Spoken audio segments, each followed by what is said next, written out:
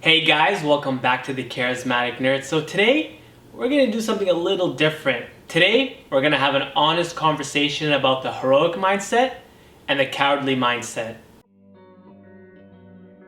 Now, in these honest conversation type videos, there's not going to be any skits, not too many jokes, just an honest conversation about a topic that not too many people engage with. And in this case, it's going to be about the heroic mindset and the cowardly mindset. So let's just jump right into this. So the first thing we're going to really tackle is the cowardly mindset. So more specifically, I want to talk about how I spent 10 years of my life being a coward. Now, some people might think I'm being harsh, but to be quite honest, I'm pretty accurate because as a coward shies away from conflict, from suffering, from pain, and tries to create this fake utopia where things don't change and things can stay the same and things are safe and secure, when in reality, that's not how life works. And as a coward, I try to ignore the one fact of life, which is life is suffering. Life can be hard. And I just didn't believe it. I tried to ignore it because whenever I had to face some form of conflict or just be uncomfortable in a situation, I would run away or I would wilt under pressure and just try to ignore it. And what I was really doing in all those actions was I was really just betraying myself, really rotting my soul, because all those challenges and adversity was an opportunity to really test myself, to see what I was truly made out of. But as a coward, I didn't see the value in it. I betrayed myself and just turned the other way. And honestly, it was through so many of my daily actions. When I saw a cute girl, I wouldn't make an attempt. Or when a cute girl was into me and vying for me to engage with her, I would run away. Or if a bully was picking on me for no apparent reason, I wouldn't stand up for myself because I didn't want to be trouble, I didn't want to rock the boat. Or when a toxic parent was taking advantage of me, like financially and just being, like psychologically abusive, I didn't stand up for myself, and I just took the psychological abuse and getting ripped off financially. And as a coward, not once did I think what I was doing was wrong. I thought I was just keeping the status quo, making sure that there was no issues. But like I said, I was betraying myself. And in those 10 years, all the things I ever wanted to do, I didn't do it because I was afraid of dealing with the consequences. Like, for example, I loved hip-hop dancing, but I didn't want to pursue it because I was afraid of the commitment. I was afraid of the challenges. I was afraid of looking like an idiot, while dancing. Or another example is, like, I love history, and for some reason, I didn't choose it in school because I thought it would be hard or something. So instead, I chose biology. Even though I did not like biology, it was safe. But what ended up happening is I didn't really like what I was studying, and studying was just an absolute bore, a chore. And the reason why I'm bringing all this up, just so that maybe you can relate, because you have to treat yourself with a little more seriousness with your actions, because without you even knowing, you could be choosing the cowardly options in your day-to-day living. And what really happens is that when you consistently do that, it really augments you and turns you a bit into it turns you into a coward without you even knowing it. And here's the worst part, at least that I experienced, was I wasn't born a coward. I chose to be a coward. I chose, there's no other way to put it. It was my responsibility, and I failed. And going through therapy for a year, I realized that I had to embrace the uncomfortable parts of life. I had to embrace pain. I had to embrace the uncomfortable emotions, and I had to take initiative and embrace the conflicts that I was running away from in my life. For example, I had to stand up to that toxic parent, something that I should have done years ago. It was through therapy that I realized that I had to do it. Otherwise, I was never gonna grow or change as an individual.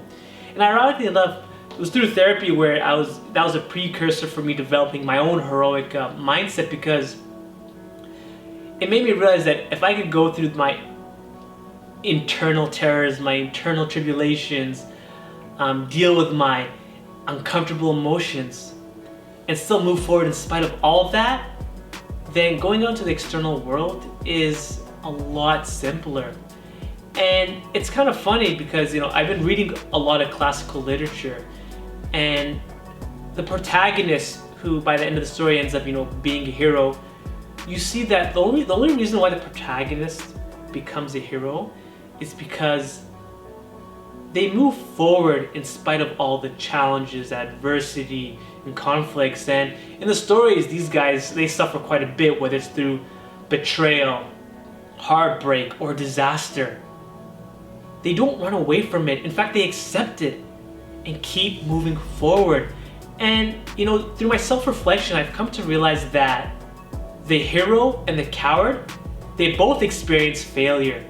They both experience pain. And they both experience just like uncomfortable parts of life, like suffering. But one of them chooses to move forward in spite of all of that, and the other one decides to get paralyzed by it. Now you might think I'm just blowing smoke up your ass, but there's actually a lot of truth about that, where you choose to be a hero or you choose to be a coward by your actions. And I'm gonna bring in the OG Abraham Maslow, where he wrote Towards the Psychology of Being. So just give me 1 second to bring this up.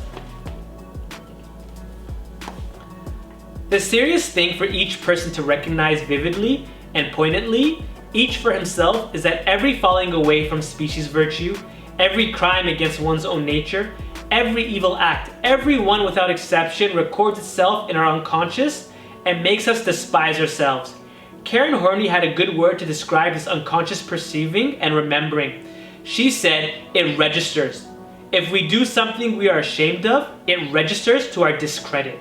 And if we do something honest or fine or good, it registers to our credit. The net results ultimately are either one or the other. Either we respect and accept ourselves, or we despise ourselves and feel contemptible, worthless, and unlovable. If there's one thing to take away from that passage, it's that you need to treat yourself with a little more seriousness, because all your actions are either feeding the hero part of you or the coward part of you. And going back to what I said before about me choosing to be a coward, I was choosing myself to be a coward because my actions were showing myself to be a coward. I was choosing the actions that fed the coward part of me. And I neglected to think of the other options I had, to maybe choose the actions that would feed the heroic part of me. But I didn't. And I wasted 10 years. 10 years of my youth. 10 years that I can never get back. And the reason why I'm having this conversation with you is that I want you to realize that you need to choose that heroic part about you. You need to embrace that heroic mindset. You need to accept that whether you're a coward or a hero, you're gonna suffer. You're gonna experience pain. You're gonna experience rejection, failure, all of it. But the hero is the one that grows from all that, because he or she chooses to move forward in spite of all that. And when the hero moves forward and grows, they end up becoming someone much more magnificent, something that they could have never imagined. Like I said before, in a lot of the classical literature, the protagonist becomes the hero at the end. At the end of the story, the protagonist is significantly different, way more heroic, more growth, more mature than who they were at the beginning. But the coward will always stay the same. The coward will always stay the same, running away from conflict and adversity, and then at the end of their lives, wondering why they lived the way they did. Because at the end of the day, guys, life is hard, and we're all gonna experience the less fun parts about it, the pain, rejection, all of it. But again, are you gonna be heroic about it, or a coward about it. Every day when you wake up, you gotta ask yourself that question. Am I gonna be a hero in my life, or am I gonna be a coward? And honestly, the answer that you keep consistently answering with is gonna determine whether you're gonna be content with the person you became or disappointed. Because if there's anything I know, at least about being a coward, is that you know you're better than that, but you choose not to change it. You choose to stay in the same spot. You choose to waste your potential. And then now, at this stage of my life, being in my 30s, resolving my internal issues and embracing that heroic mindset,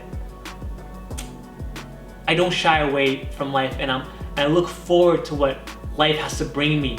Even if it's a sucker punch or a gut punch, it doesn't matter, because I want to see what it brings out of me. And when you live your life, that's how you should be thinking. What challenges or difficulties are there going to be where it's going to bring the best out of me? Where by the end of your life, you're going to be a completely different and better person. And remember, guys, you only have one life, one shot at life, and you're gone forever. So decide, are you going to be the hero or the coward?